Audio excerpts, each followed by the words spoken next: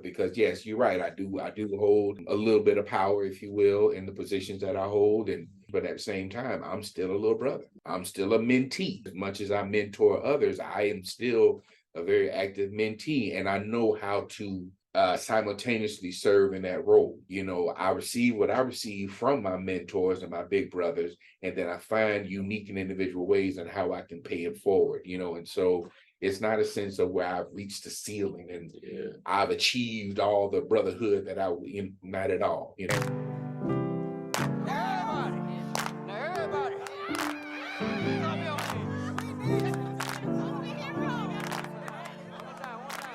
Yo, yo, yo, what's the deal? We got another episode of Living with Elijah. I got a special guest here, Mr. Span. Thank y'all for tuning in. I don't know if this is the first episode you've watched, first episode you've listened to, but I really do appreciate the support. If you can, make sure to like, comment, subscribe, share, leave a review, all of that good stuff so we can get this podcast out of here, out of the ground. So I'm going to have Mr. Span go ahead and introduce himself here. Yeah, well, hello everyone. I am James Span Jr., native of Fort Lauderdale, Florida, graduate of historic Dillard High School in the Broward County Public School System in Fort Lauderdale, graduate of Morehouse College, graduate of Morehouse School of Religion and the Interdenominational Theological Center, graduate with a master's from Central Michigan University, and currently pursuing my doctorate here at Central Michigan University. 20 years of experience in student affairs and higher education as an educator and a practitioner and administrator. Currently serve as Executive Director for Student Inclusion and Diversity within the Division of Student Affairs. And very happy to be here, and I appreciate the invitation. Yes, sir. It's an honor. And when you was explaining that, it's a whole lot of weight that come with all those positions, man. You was naming them one by one. By one. It's a lot that you have done throughout the years, and all these positions you have had, they've obviously, had an effect on the man you are today. Mm-hmm. And I want to talk about one of those things that makes you the man you are today, which is brotherhood. Yeah. What has that meant to you throughout your years, especially since being at a college campus? Yeah, brotherhood is something that really matters to me, something that mattered from a very early age. Growing up, two siblings, well, one sibling, two including myself, older sister. So I always wanted that brother, I always wanted to have that brother to play with, play with my toys and video games and things of that nature. But through Little League football and Little League baseball, and even once I started playing musical instruments, I gravitated towards the guys that were a part of these sports teams or music ensembles, and we just became brothers. So I can think all the way back to middle school, brotherhood being something that was really important to me, and just being able to spend time with someone who had similar living experiences, similar thoughts, similar ideas and passions and interests and hobbies. And that continued on into high school and continued on into college. Had a lot to do with why I chose to attend Morehouse College, being the nation's only all-male, historically black institution. And that took it to a whole nother level for me.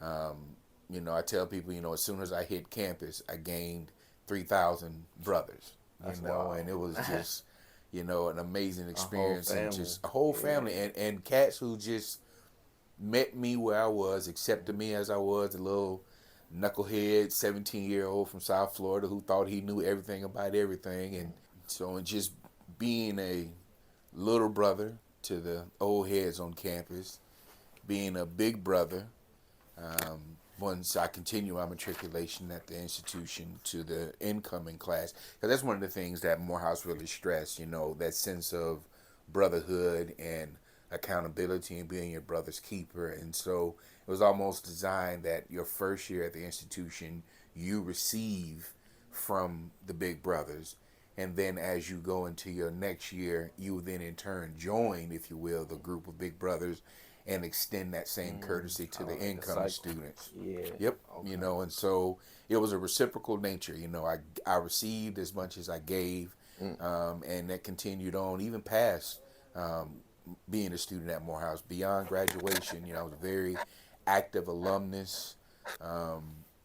You know, led me to other, you know, joining other fraternal organizations, and you know, like I said, just that ongoing, organic, real benefit from brothers. You know, nothing against, you know, the amazing women that have been in my life, from my mother on down to teachers, you know, supervisors, pastors, preachers, you name it, co-workers, colleagues, whatever the case may be.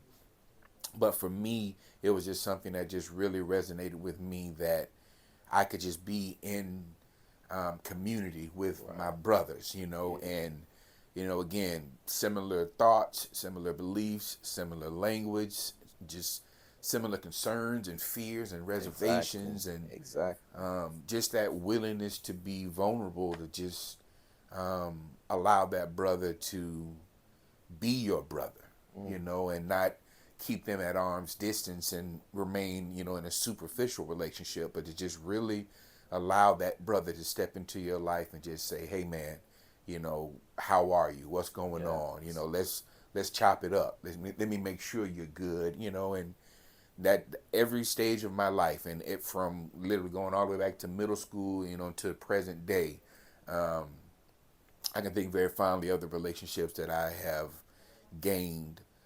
The brothers, you know, a lot of, you know, faces and names are coming to my memory of cats who just really impacted my life and still impact my life, you know. And so, again, that sense of brotherhood is just what has propelled me to be who I am, you know, do what I do in the capacities that I hold, and, you know, the students I have the privilege to serve. And just, yeah, I mean, I could literally go on and on and on about brotherhood. It's just something that just really continues to make a significant difference in my life.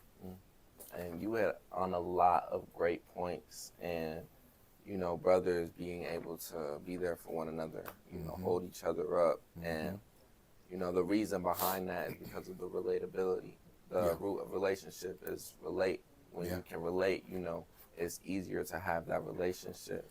You have brothers who are going through the same struggle, going through, you know, the same hard comings, you know, the same hardships, having the same kind of come-ups, single parent households, no father households, or abusive or neglected father households, oldest child's having to put a lot of stuff on their back, carry a lot of stuff. And when you are able to let go of that with another brother and let that be reciprocated, you know, you let go of your load, I let go of mine. You know, it's so beautiful, because then we can lean on one another.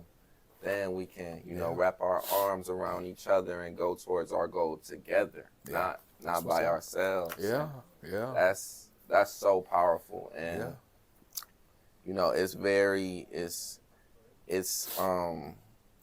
it's not talked about enough, because we see a lot of brothers who kind of do it by themselves, or look to do it by themselves, or, you know, find validation in, you know, the wrong things, the wrong people. And it just leads you astray. It leads you down the wrong path. And it's just we have to hold brotherhood to what it has meant throughout the years, since the beginning of time. We have seen a band of brothers just continue to destroy but also build. And when you have, you know, such powerful beings, such as men, such as brothers who are banded together, it can be destructive. It can be destructive, or it can also build. It can also build. It can. And I think, you know, you hit on a point where it's important for, if we're using examples of brothers, you know, just brotherhood, it's important for both parties, or all parties, to allow each other, I'm trying to think of the best way to put it, allow each other to be their full, genuine, authentic selves. and be accepting of who this brother is across from me, and them reciprocate and say, well, I accept you as you are. Exactly. Because, we don't know how people were raised. We don't know, when we meet people, we know their names, and, we might know their hometown and, their career choice and things of that nature, but we don't know how deep those roots go. And so we don't know if they grew up in a household, like I use myself as an example. I come from a generation where I remember very vividly not being allowed to demonstrate or exhibit a full range of emotions. I was told, boys don't cry. You keep crying, I'm gonna give you something to cry about. And you better get up and dust yourself off and keep going. Instead, it was almost like I can only be happy or I can be angry. Exactly. There was nothing in between. And so, and just, and again, not knowing how deep those roots grow in that brother that you meet, creating that rapport, building that relationship, and letting them know, I accept you, flaws and all. Right. Whoever you are, I'm willing to just accept you as you come, instead of almost mandating that you fit into this mold of what I think a brother should be and what I think a man should be. And if you don't fit that mold, then we can't rock. And I'm not cool with you. And so for me, because like I said, I started college thinking I knew everything about everything, but I quickly learned how sheltered I was when I just began to have conversation with, cats from all over the nation and even beyond the borders of the United States, and just helped me to really realize, okay, I know what I know, but I don't know everything. Exactly. And you know what you know, but you don't know everything. But there are bonds that we have and there are commonalities, but our differences shouldn't separate us from being able to click and say, well, none of that matters. Yeah, you from Florida. Yeah, I'm from California. My freshman roommate was from Long Beach, California. I had never been to Long Beach. The only thing I knew about Long Beach was Snoop Dogg, and that was it, and so it's like, in my mind, that's what I'm thinking. Is your life like the rap videos that we see? Is this what and he was like, no, man. That wasn't, and so we really connected and got to know each other. And then, again, the relationship just took off. And it's just like, again, I just believe in the power of brotherhood, just being able to say, I am my brother's keeper, and really mean it. And the person and the brother who's hearing that knows it for themselves, so they know it's not just lip service. And I know, I always talk about Morehouse and how we do it. The very fabric of what Morehouse was created to do was to create a brotherhood. And we haven't missed a beat yet. So for me, that set the tone, that set the platform, they provided me with the blueprint. And so wherever I went, even during my time as a student, and then afterwards as an alumnus, I knew how to create community with men. I knew how to create community with brotherhood, with brothers and within the brotherhood, creating mentor initiatives, in jobs that I've held, knowing how to be fraternal in the fraternal organizations that I joined, because believe it or not everyone who joins a fraternity knows how to be fraternal.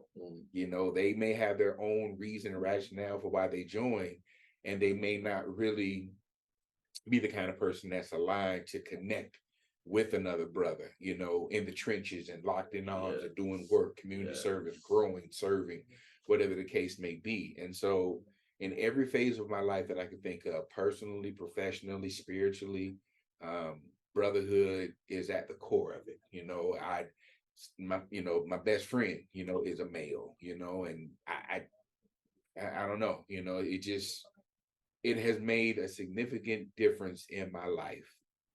It was something that I sought for reasons that I was not always clear about.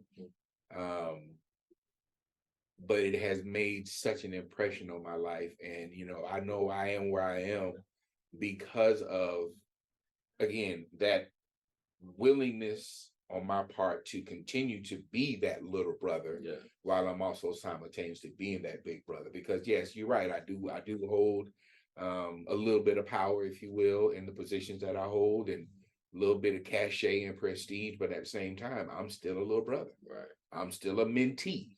As much as I mentor others, I am still a very active mentee, and I know how to simultaneously serve in that role.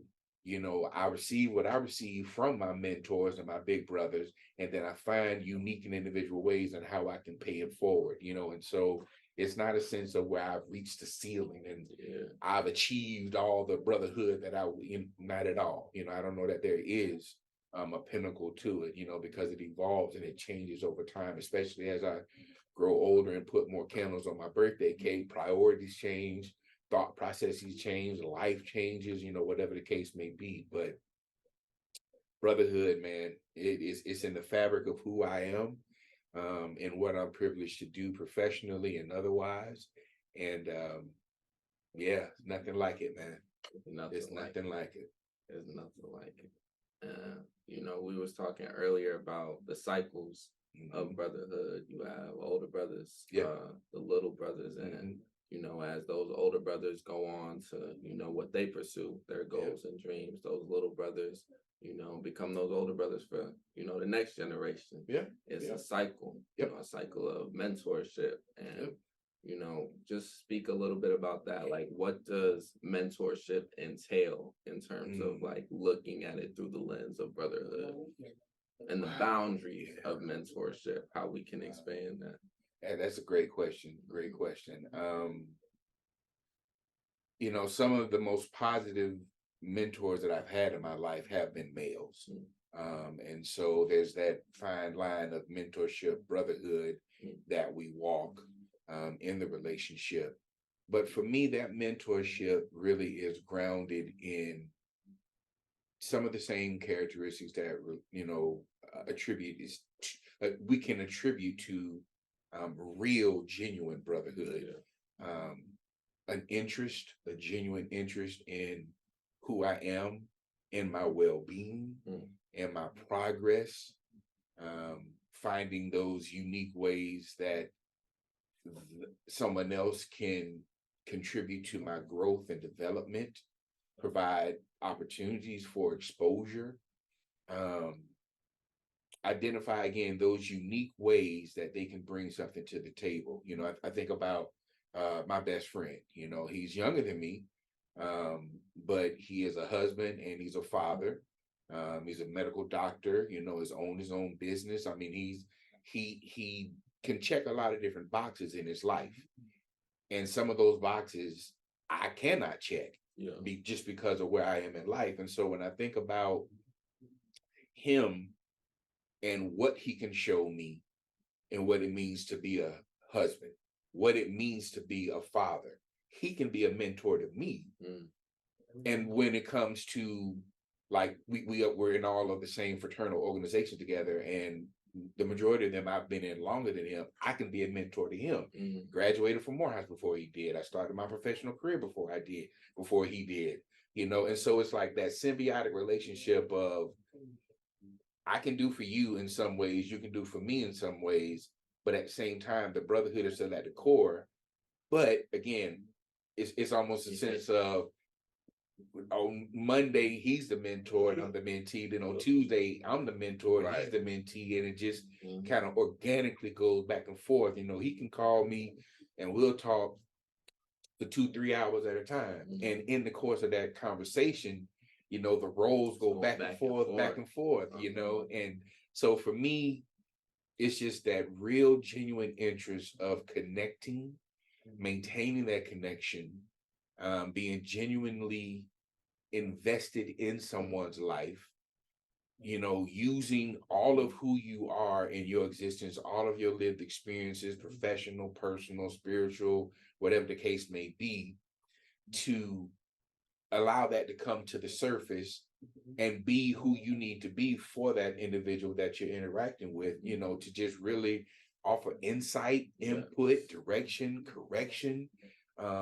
aspiration, whatever the case may be.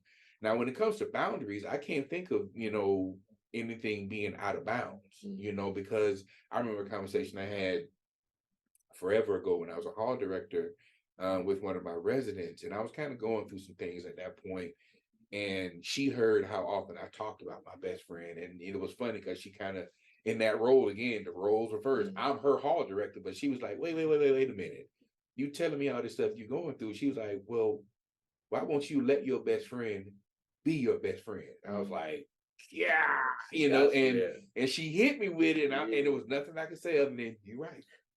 You're right. I'm sitting there trying to be a man and go through this on my own and figure it out. And I got a support system that's just waiting there, like, my phone works. Yeah, that's real. Where you at? And so when she, with that simple reminder, I was like, yeah, you're right. You're right. I need to reach out, allow him to be who he has been in my life in the past, and allow him to maintain that position in the present. So like I say, when it comes to boundaries, no, he lives in Alabama, so we talk about geographical that time. Listen, I'm talking, it could be 2, 3 o'clock in the morning. The phone rang and it's him, I'm answering. And I know he'll do the same. I mean, he's a husband, father, business owner, and all this, and got 3 kids, but I'm sure if I picked up the phone, he'd be like, what's up? You good? I mean, so nothing is out of bounds. No topic is out of bounds. We both are rooted in our religious beliefs. We're both rooted in family. Our values really align really closely. So yeah, I can't really think of a boundary that I would place on that to say, hey man, we're not going there. Or anyone, that I work with, I believe in being very transparent, as a mentor, and as a brother, I am where I am in life, but I've also made some missteps and some mistakes. I don't want anyone to be under the impression that, I've had a flawless, perfect life. Far from the truth, and so I believe in the reality that not everything I go through is for me. If something happens to me in my life and I experience a tragedy or something tragic or traumatic, I don't always assume that that's something just for me. If I go through that moment and then 5, 10, 20 years later, I bump into a brother and then they are going through something similar, I can then say, hey man, I went through the same thing, and offer real assurance, real inspiration, and to be able to relate to where they've gone through, because I've been there. So I really believe, I believe, as a man of faith, I don't believe that God makes mistakes, so everything I go through, I don't always say, woe is me, why am I going through this? I always look and say, this has to be for something bigger than me. Right. I'm going through this so I can help someone else, so I can relate to someone else, so I can point to the victory that I've had and share with someone else, and so to me, no boundaries, no limitations. It just, I guess for me, the only, parameters that I put in there, that it needs to be genuine, and it needs to be true. You meet some people who, especially in my capacities, people who look at me almost as a commodity. I need to get to know Mr. Span because, he can write me a letter of recommendation, or he can help get me a job, or he can help. And it comes with the territory and the positions that I've served in. So I don't take offense to it, but I do appreciate, like yourselves, those brothers who will allow me to just come into their life and say, I'm going to be connected to this dude for whatever reason. We just going to be connected. And when I graduate, that connection going to stay, and I appreciate those opportunities to be that, because I know how I've benefited in my life from those connections. And so I want to be that for others. And that's why I work in the field that I do, because it provides me that opportunity to be that point of contact and that resource, and to espouse the values of brotherhood, and demonstrate what it really can be if you allow it to be, instead of just this commodity of, I'll hit you up if I need a ride. It's like, let me be more than just your chauffeur. Let me be that big brother that you may need. Let me be an additional. Let me be a father figure. Let me be that cool uncle that you reach out to when you need help. It does. It really does. It really does. And it goes a long way when you normalize that in a relationship, when you normalize that it is okay to speak on those concerns you have, speak on those fears. Now, granted, as arrogant as I can be as a Morehouse man, and even as a Kappa, I still have my moments when I'm like, oh, okay, I've been presented with this opportunity. Am I going to be able to be successful? I had concerns about, pursuing my doctorate. And I was like, I've done a lot of school, but a doctorate, that's on a whole nother level. It's like, can I cut it? Now my ego tells me absolutely you can cut it. But when I sit down and crack them books and I got to read all this theory and write all these papers and synthesize, and I'm like, and I got to dig deep, but again, my support system, my best friend, he went to medical school. So he's like, bro, you can do it. And he cheered me on the sideline, and my family and other members, and the homeboys and fraternity brothers. And so it's just that cyclical nature of, again, who do I have in my life and what can they be at that moment when I need it? And again, for me, the recurring theme is I am your brother and I got your back. Yes. And then so that's the same. I want to be in their cycle as well. As I have individuals in my cycle, I want to be in theirs and say, I got you. Right. Whatever you need. Reciprocation. I'm only a phone call away, a FaceTime away, a plane ticket away, a little short trip on the road away, and so no boundaries, man. All love. Like I say, genuine and true. Those are my requirements. Genuine. I'm gonna be me, and I want to encourage you to be you. And it could be a beautiful thing. It could be a beautiful thing if all parties involved allow it to be. And I've never been one. I know there was a time, I don't know if it's still a thing, where everybody prefaced everything with no homo. Oh, you my boy, no homo. I don't subscribe to needing to qualify that, and just put a label on that. I have no problem telling my best friend I love him. Right. I don't say, hey man, I love you, no homo. Yeah. You my boy, no homo. Boy, you know what exactly. we on, you know what we about. And I don't, so and for some reason that just popped in me. I'm just like, we got to normalize just really just being our full, genuine, authentic selves, and allowing those who come into our space to be the same. Because I got people in my life that are all over the spectrum. I'm people who know how I serve, my faith and things of that nature, but yet they still may be of the queer community. Doesn't mean that they're not going to interact with me. Doesn't mean that I'm going to push them away. I accept all. My name is James, not Jesus. You know what I'm saying? I don't have a heaven or hell to put anybody in. I'm going to demonstrate Jesus' love to any and everybody if they allow me to. And that's why I say, if I extend my hand in genuine and true brotherhood, it's up to them to say, I'll do the same. Exactly. But if they don't extend their hand, that doesn't mean that I'm not going to extend mine. I'm going to be me regardless. And I know how to be a brother, big and little. And I'm going to continue to be that. That's powerful. So I know how to be a brother, big and little. Yeah. And, it's going back to what you were saying, being able to not submit, but kind of be vulnerable, be transparent, and allow yourself to be that little brother, allow yourself to be mentored. We have a lot of folks that think they know it all, and think they got it all figured out, and some of them about like 18, like you really don't know nothing at that age. You really starting to learn, if we're being real. And what we was just talking about this the other day. One thing I've always prided myself on is waking up every day and saying, I'm gonna be a student of this world. I'm gonna be a student of life. I'm gonna soak up all that I need to. I'm gonna ask God to allow me to be in a humble state where I'm able to receive the wisdom that He is teaching me through my experiences each and every day.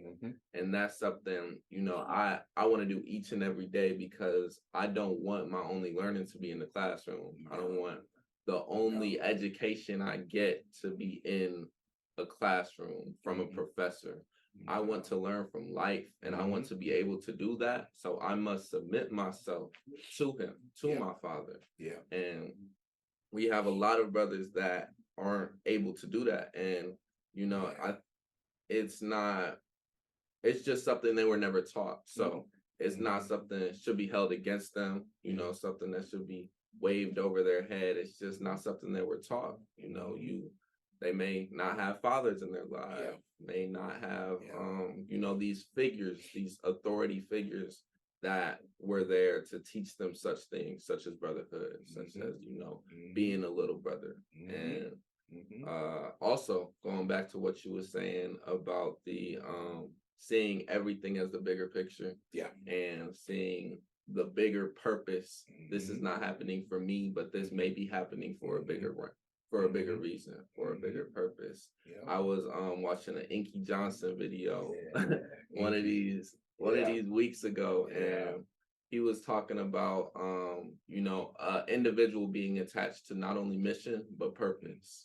When you go through a trial, you go through a hard coming, and you say, this is not only happening for me, but you shift that me to a we, you make that M turn upside down, then that individual becomes so powerful to the point where he cannot be stopped. Because when you are attached to purpose, not only are you powerful, but also mission. Attaching it to, this is greater than me. I'm going to use this situation to not only make me better, but to make those around me better. To make sure those around me know that they should not go down this path that I just went on, and helping them, guiding them along that track. It's very powerful. And I was talking about in the last episode, life isn't really about what we go through. It's about how we view what we go through, our perspective on it, our perception. And, everything does happen for a reason. Well, everything does happen for a reason, and you also have to give it a reason. Like, just because something bad has happened, just because, for example, there's some things in life that just can't, I don't think you can just say to somebody this happened for a reason. Like, you have mothers losing children. You have, children being raised in very abusive, toxic, neglected households. And I don't think we can say that this happens for a reason, but if they were to shift their perception on it and see the bigger purpose, the bigger vision, then I think they would be able to see that this is a reason, that the path that I'm on right now wouldn't have been if this didn't happen. And that's such a hard, perspective to shift, such a hard new vision to have. But also it is so powerful, and we can't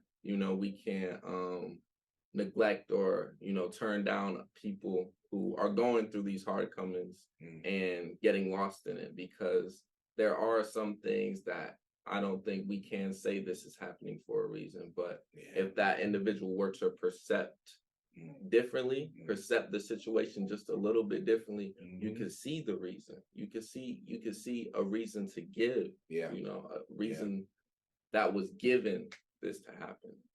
And it's hard to do in the moment. It is. It can definitely be hard. You're thinking, and it doesn't. And to me, it doesn't even have to be something so grave and on such a grand scale. It could literally be like, I remember being frustrated driving, and I don't drive as fast as I used to, but back in the day, I used to drive really fast, and I used to get mad. It's like I'm trying to get to this light, and then by the time I get up there, it turned red. I'm like, man, I missed the light. I'm already know. And then I'm thinking, I'm mad because I'm trying to get what I'm trying to get, and I'm trying to be what I'm trying to be, and do what I'm trying to do. And then I look further down the road. Now I done saw this car down there done got it, T-bone and got it. And I'm like, okay. I'm like, now all of a sudden I ain't mad at the red light. And so I've had to learn how to realize, things happen the way they're supposed to. But you're right. How do I perceive it? Yes. In one moment, I'm mad at this red light because I'm trying to get what I'm trying to get. But then as I look, I'm like, oh, that could have been me. All right. The car that was literally in front of me that made the light is the car that got hit. That could have been, and so in the moment it can be hard, but also just, again, for me, it's always been a reality in my life to maintain the thought process. Again, this may not be for me. Now, granted, I'm not saying everything I go through is, for external. There are some things that I know that I've experienced in my life that have been for my own edification. Exactly. But then I also realize if it's the Lord will, the Lord will reveal to me, is this for me? Or is this for somebody else? Right. because that's one of the things, I remember my pastor always talking about, with the sermon preparation and things of that nature. He would always say the word convicts me before it convicts you. He's like, I'm doing the studying and I'm preparing, to try to be a blessing, to the flock that the Lord has blessed me to be a shepherd over. But at the same time, this word is penetrating me. It's letting me know I'm convicting you in the areas that need conviction. And now I'm freeing you up to then go and stand in front of this congregation and say, thus says the Lord. So we're not absolved from, the experience or the lesson in these moments, but not everything we go through is specifically or solely for us. And, again, going back to my pastor, he would always say, don't get all you can and then can all you get. You got all these experiences you going through and you get it all, and then you just literally can it up and be like, nope, just for me. Right. And he's like, don't get it all and then can it all. He's like, share. Be willing to say, hey, I too have done this. I too have experienced this, and let me help you. Let me be a blessing. Let me share my testimony so you can get to the point, because you never know who's listening. You never know who's viewing. And so if I take the time to be vulnerable again and to be transparent and share how I was here, but now I'm here. I mean, that could be all that someone needs to hear, to be like, because, it's hard sometimes. It's hard sometimes to conceptualize faith. We talk about it, we sing songs about it, we talk about that mustard seed and but it's hard to sometimes just really have that faith and just say, I believe. But I think when you hear from somebody else and you realize, well, if you bless them, I know you can do it for me. Right. And I'm not above being transparent and sharing what I've gone through and what I've overcome, if it can be a blessing to someone else. And that's why I say I have no problems being transparent. I'm not the kind of person or professional that keeps people at arm's distance. If anything, I've done the direct opposite. I've tried to humanize what it means to be a student affairs administrator. And I've also tried to demystify. I know that I'm not, I guess, the typical or even stereotypical college administrator. Now, I'm not walking around, with a tie and suit on and hello, and how are you? I'm like, yeah, what's going on? What's up with you? Shoot them deuces and get, right. And I'm not pretending to be, I'm being me. This is who I am, Forget all them degrees I got. Forget all that professional experience. I'm just a little, chubby dude from South Florida. You know what I'm saying? At the end of the day, I come from country folk. My folk raised in, rural South Georgia. That's where my roots go to, so it's like, I don't care where I go in life. I'm going to be me. I'm not going to put on these airs and walk in the room and have my nose all stuck in the air and all, because people want to be able to relate. And especially in the work that I do, I need people to feel that they can connect to me. Exactly. Instead of, I don't know who that is, but I also don't feel that I can approach him. And then when I extend my hand, they're looking at me like, I don't, who are you? I don't know who you are. Your nose all up in the air and you way up there in the ivory tower. And so for me, it's just about going through what I've gone through, praying that the Lord reveal to me, is it for me or is it for someone else? And if it is for me, to God be the glory. If it's for somebody else, Lord, I pray you give me the opportunity to share and to be a blessing to someone else. And I always think about, as I mentioned earlier, I'm from Florida, and I always ask the Lord, why am I in Michigan? Why am I still in Michigan? And true to form, the Lord, he will reveal, it'll be a moment. Like I remember this summer, I had a student that I had not ever really connected with. And they were going through something on campus. They had just recently graduated, but were still kind of working in a capacity at the university. And they came to the office. No, I came into the office, and my executive secretary was like, "Hey, this student came by and was looking for you." And in my mind, I'm thinking, well, were they looking for me because there was no one else in the office? Because there are a lot of other people in this office that students can connect with. And the secretary was like, "No, she wanted to talk to you. And I was like, well, I don't really know that student that well. So when the student found me and started sharing, what they shared was what I needed to hear. And they needed to hear what I had to say. Wow. And they shared with me, I came to you because I knew you was gonna give it to me straight. You know, and I'm thinking to myself, but I don't even really know you like that. So that just let me know that my reputation had preceded me, that someone else that I had been that way with probably said to them, you need to go holler at Mrs. Span. You know, and it's because I'm still just like looking at the student like, I know you, but I don't know you. Yeah. And yet you really seeking me out to be like, I just need to talk to you. And I'm just like, I'm like, run it by me. Let's go.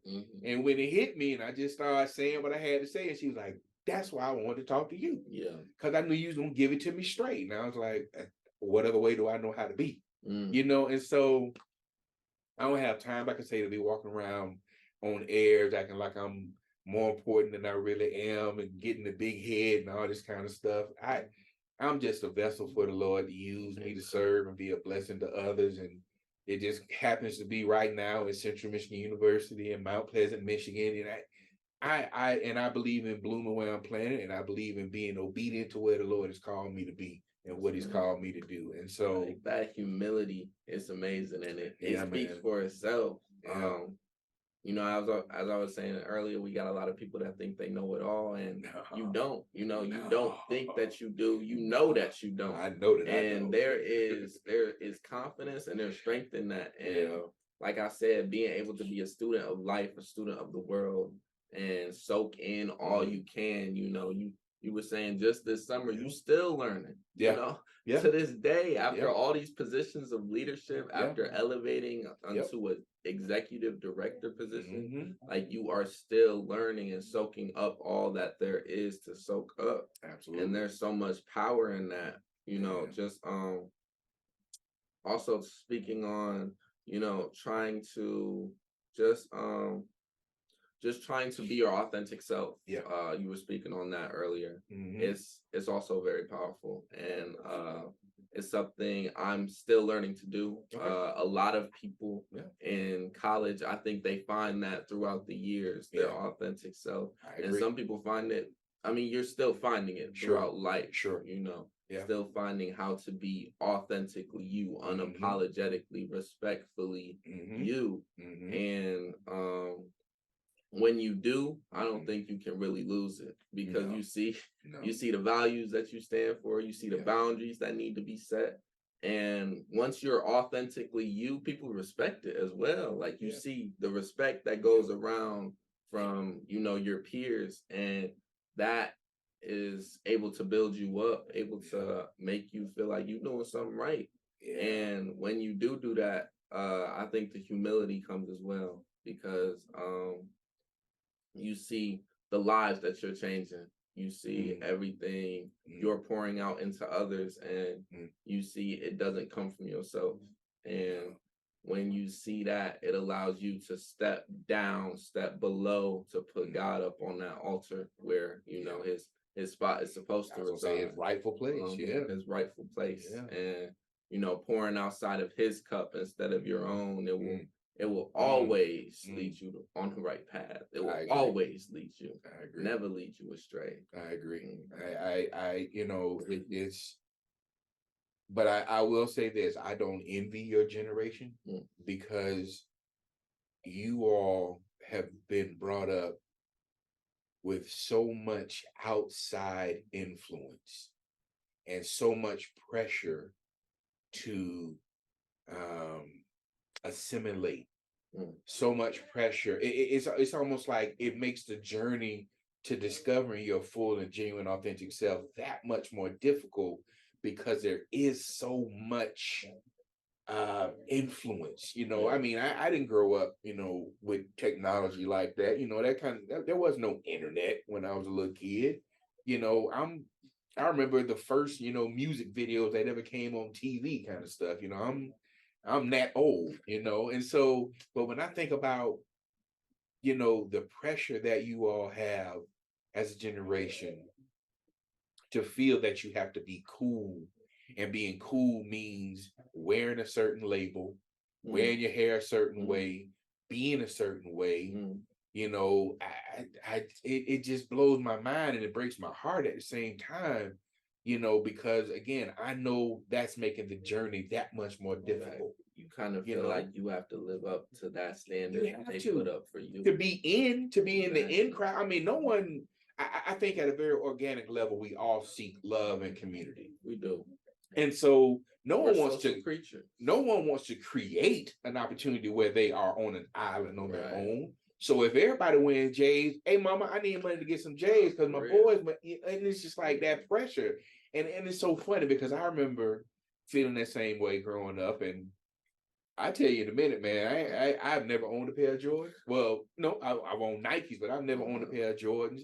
And I think back on growing up and just how I had absolutely no problem just because it was the reality. Shopping for school clothes out of the JCPenney catalog, out of the Sears catalog. And it was so funny, man, because I would be rocking, you know, an Izod polo, you know, some, you know, corduroys and some Chuck Taylors.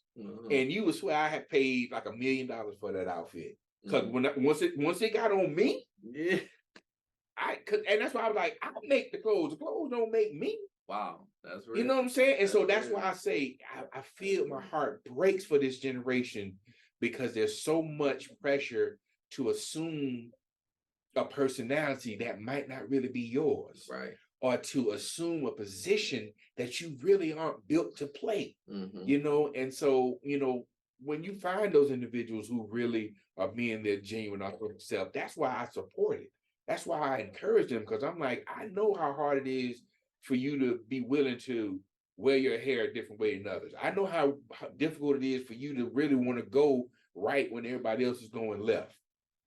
I'm gonna encourage you to go right and go right on with you, you know, because it's that power, man. It's that power in just being your genuine self. You know, I mean, none of us, I remember my mom, and it's funny that I'm saying, because, you know, I think so much on my mom and just, you know, obviously I'm a mama's boy and love her to death, you know, but I remember her always saying to me, you were a single birth.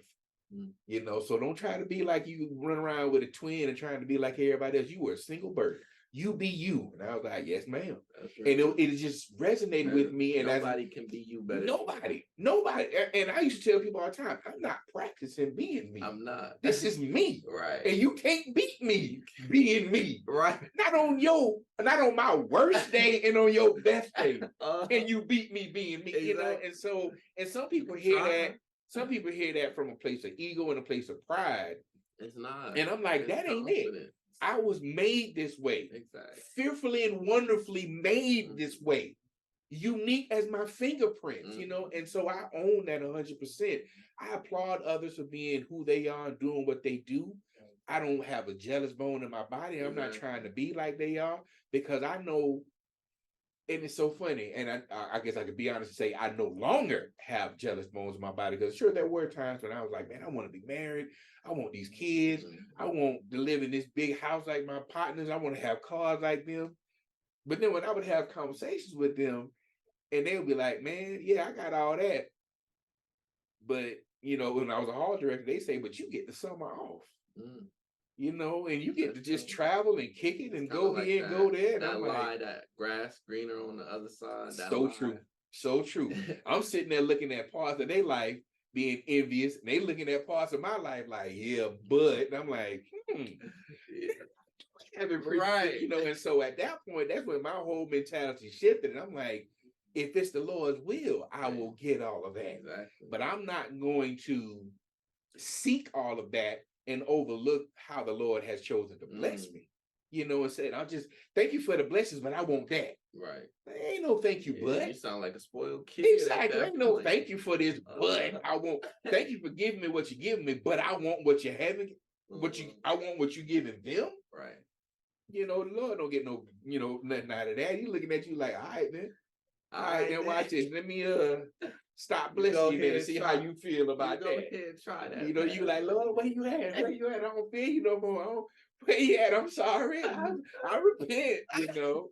But no, man, I do. My heart really does break for your generation, you know, because there's so much pressure being placed on you all to just conform.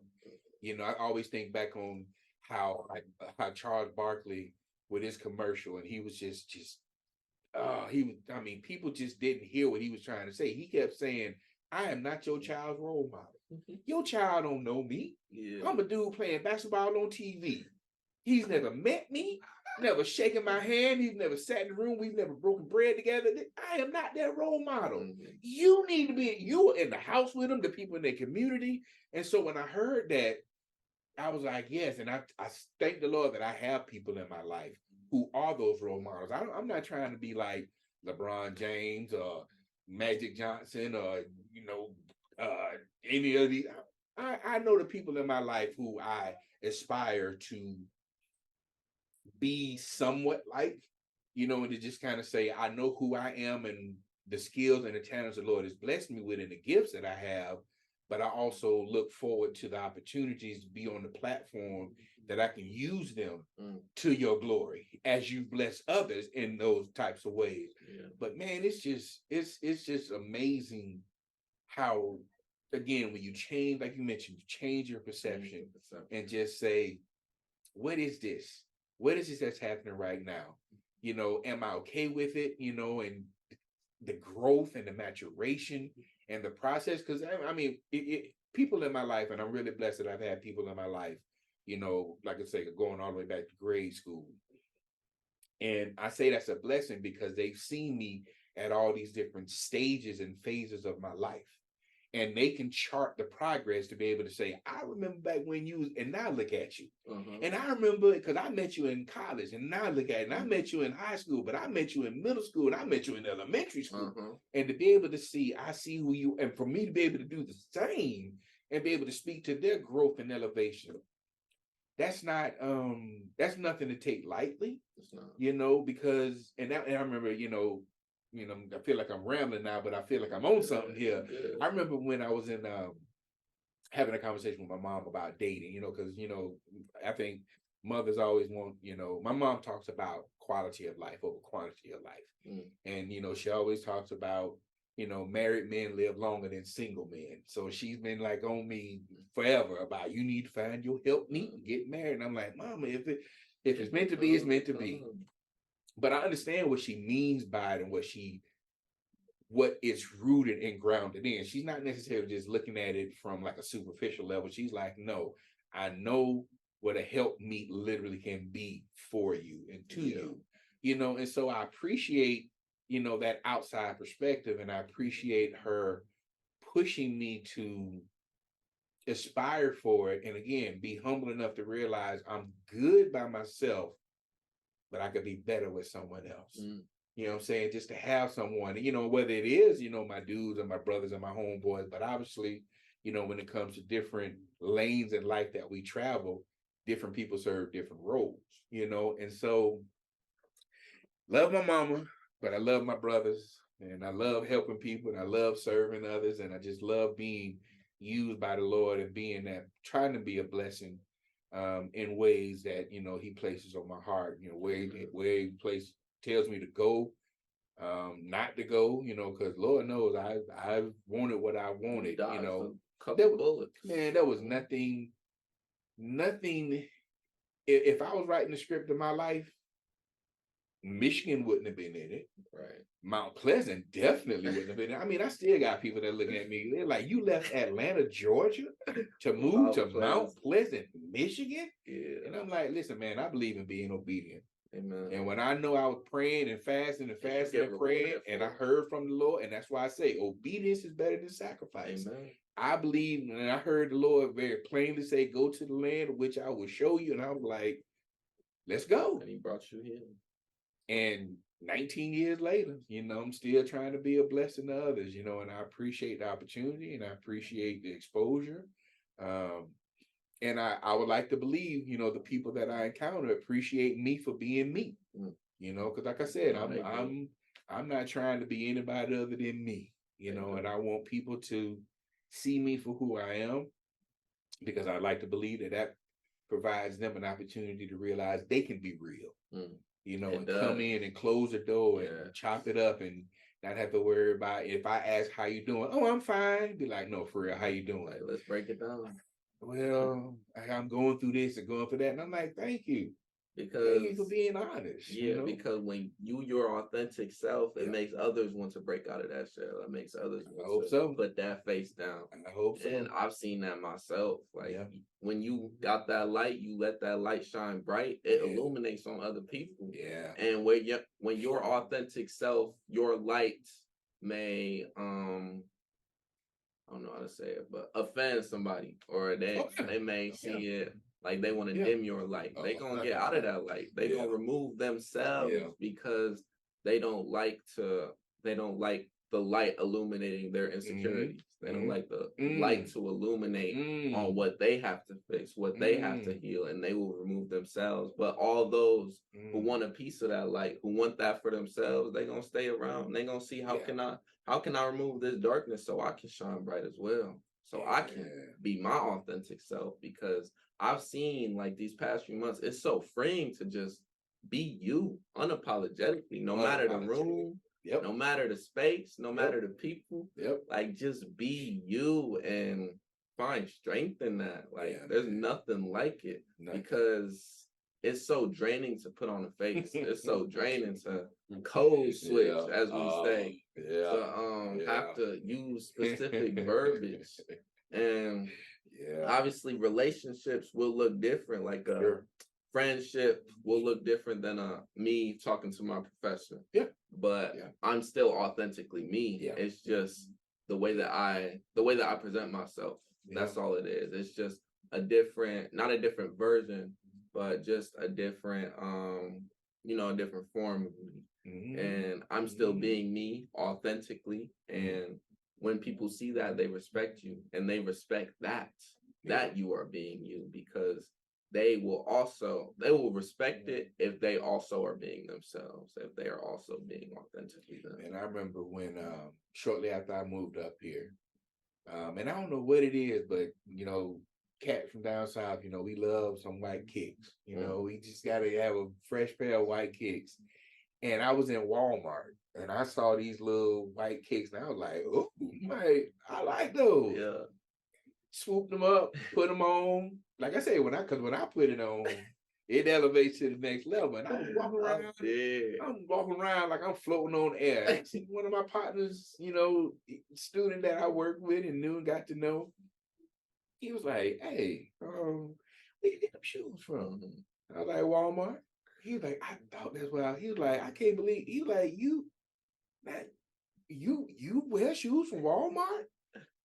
And I'm thinking to myself, am I not supposed to? Right. And he was like, I just wouldn't have thought that you would have. And I had to ask him. I was like, why? What does that mean? I'm like, why am I above wearing shoes from Walmart? He was like, I mean, I don't know. I just, long story short, he went and bought a pair. Because when he saw me in my status and the status that he had placed upon me, and saying, if he can wear shoes from Walmart, wear them. And I'm just like, I'm not saying I'm a trendsetter or anything, but my thing is, like you said, when I'm being my full and genuine authentic self, it gives others the freedom to say, well, I too can do that. Right. Instead of looking at it like, man, you tripping wearing them shoes. Because apparently it was something about him that caught his eye. He was like, man, we got them shoes. I thought that's what I saw. You got shoes from Walmart? Yeah, I think they got your size too. You didn't. And he went and got, and so it's just little examples like that of just freeing people up to say, because I'm in my mind, in my creative imagination, I'm seeing him walking around the store, seeing the shoes, and be like, ooh. But nah, man, my partners will get on me if I wear something like that. And you know how bad they'll talk about me and that commentary playing in his head and made him keep rolling. I ain't got time to be worried about what people think about what I got on, and and how where I live, what I'm doing, who I serve. I ain't got time for all. If I'm devoting, I can't remember who I heard say it, but they talk about, if you keep giving people a piece of your mind, eventually you ain't gonna have no mind. So I ain't got time to be worrying about, don't be talking about my shoes, and don't be worrying about where I live, and don't be worrying. Man, feel how you want to feel about it. I ain't worried about that. I know I'm being blessed because of my obedience. So holler at you later. You know what I'm saying? I'm like, you be you. And let me be me. You know what I'm saying? It's like, I ain't got time to be. How about this? You spend the first 6 months of the year worrying about your own business and spend the next 6 months of the year getting out of mine. How about that? I ain't got time to be worried about you. And what you don't put no food on my table. You don't put no clothes on my back. You don't keep no roof over my head. You don't put no gas in my car. You don't put no money in my pocket. Feel how you want to feel, player. And so I just, again, in trying to be authentic and remaining authentic, and just especially in an environment like this, where you have young, impressionable people who are in these stages of life where they're forming and developing who they are. It's one thing when you in, grade school and living at home with your parents and under their house and under their rule and things of that nature. But when you step out and get a little bit of toe, maybe a little foot into independence and understanding I'm on my own and I'm growing into who I was put on this earth to be. I'm maturing, I'm evolving, I'm gaining insight, I'm thinking differently, feeling differently, and having different thoughts and fit. Man, I ain't got time to be around here trying to tell people who they supposed to be and what they're supposed to do. I'm gonna encourage growth. I'm gonna encourage development. You talked about that learning that takes place beyond the borders of the classroom. I remember one of the things that I was so happy about in all of my academic career. I am so glad they can't charge me tuition for what I learned outside the classroom. Because that bill would be so high. That's what I'm saying. I love class. I'm a student. I'm a lifelong learner. I love, collecting. My partners always say, "You love collecting degrees, don't you?" And I'm like, I love learning.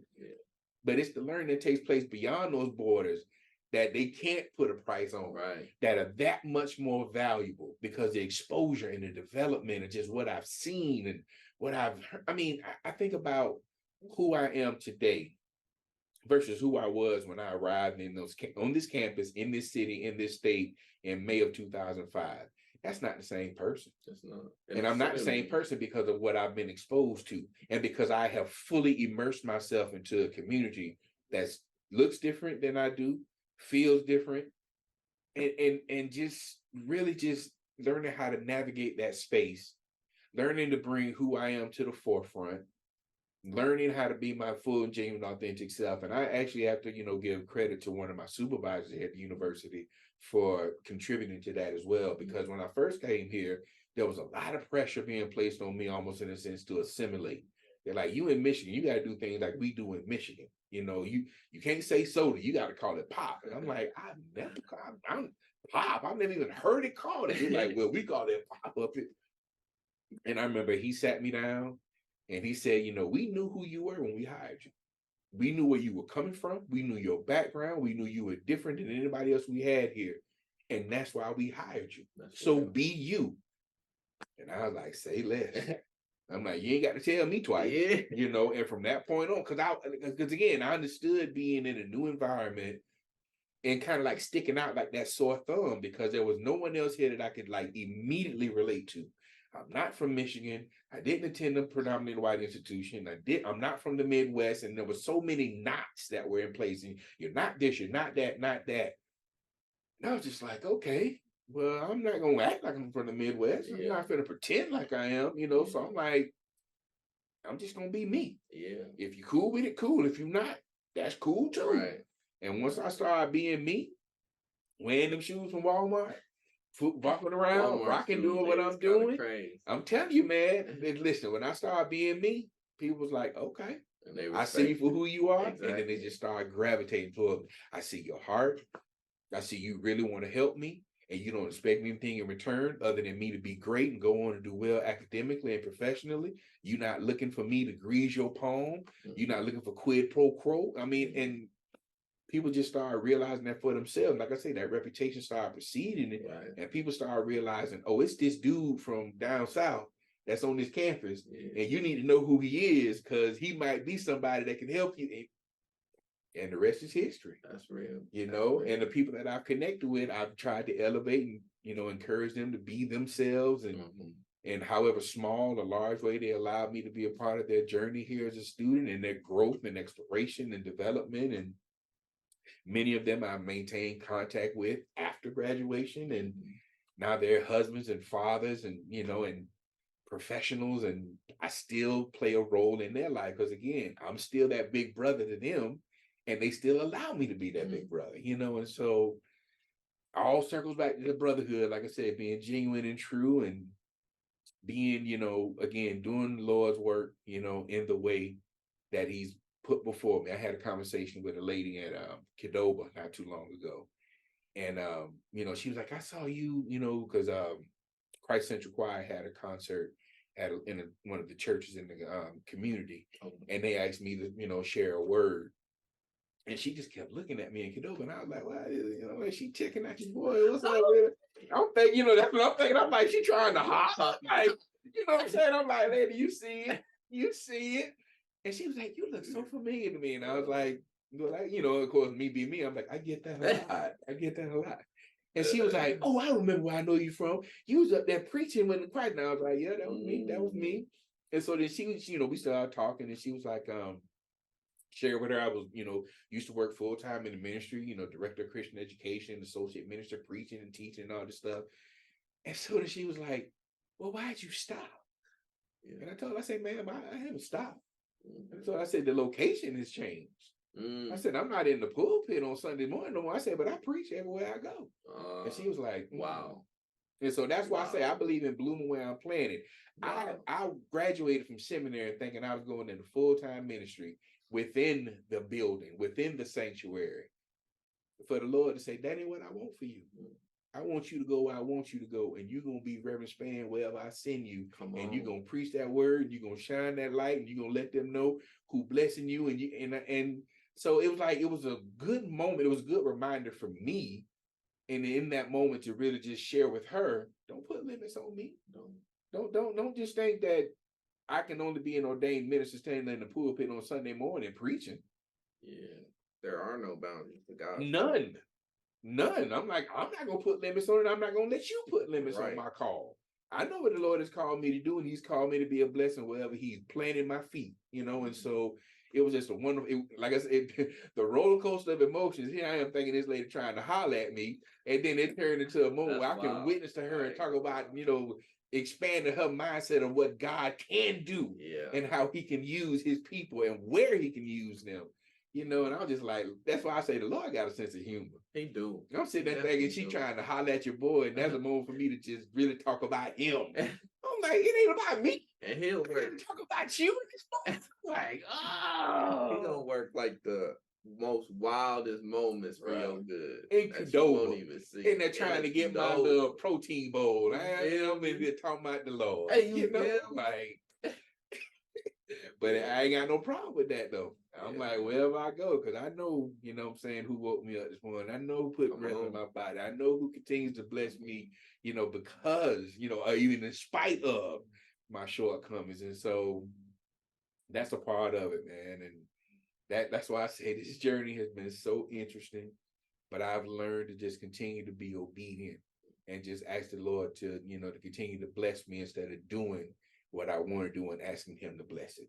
I'm like, don't bless what I'm doing. I want to do what you blessing me to do, and so it just makes sense to me, and it feels too right to be wrong. And I know he's too wise to be wrong, and so it just, this is not, student affairs, but to me, it's always ministry.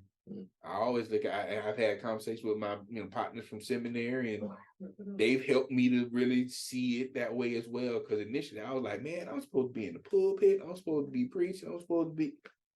They was like, Span, you are. They was like, you are. They was like, you in your pulpit. You are preaching. I was like,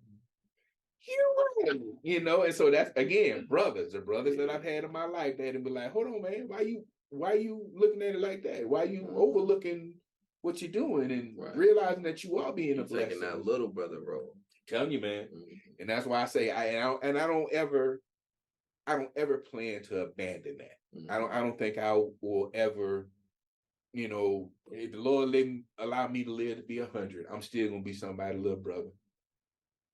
And to me, there's no bound. Like I say, my pastor is younger than me. My best friend is younger than me. I know people that are younger than me chronologically, but they know what they know. And the Lord has blessed them with wisdom, to be a blessing to me. And so I don't look at it chronologically, and I can be a little brother metaphorically, and just be a big brother when the Lord sees fit, but it goes both ways for me, and brotherhood in every aspect and every phase of my life, being a servant, and just being committed to doing the Lord's will, whatever that feels like, wherever He wants me. And I think, like we said earlier, the Lord has a sense of humor. I think the Lord, He'll test you. He'd be like, "Oh, you committed to me? Wherever I want you to go, I bet." Mount Pleasant, Michigan. You really be saying that too. Mount Pleasant. Oh, you love Atlanta, don't you? Okay, check this out. Pack up. Pack up. Where I'm going? Mount Pleasant, Michigan. Like, where was that? What the only thing I knew about Michigan was East Lansing, because we had a couple of guys from my high school that played ball at Michigan State. But I was like, what is this Mount? I mean, even people don't, they were like Mount Pleasant. It's like Central Michigan. They were like, where that at? I'm like, oh no. I don't know, but here I am, and I, like I said, I believe in being obedient, and because of that obedience, the Lord has continued to bless me, and to be a blessing to others, because it ain't about me. It's not. I'm a vessel. I'm blessed to be a blessing. The obedience will reward you in due time. It will reward you, and I'm gonna wrap this up, but a lot of good stuff on this episode. Man.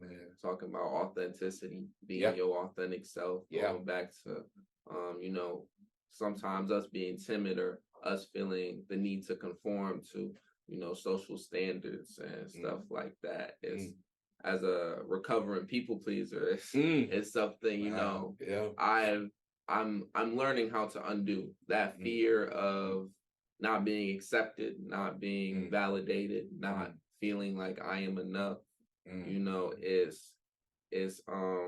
It's hard to unlearn that stuff and relearn the right thing, that you are enough, that your authentic self is enough. You are. It's hard to do that, and I think once you step out of that shell, you see other people being their authentic selves.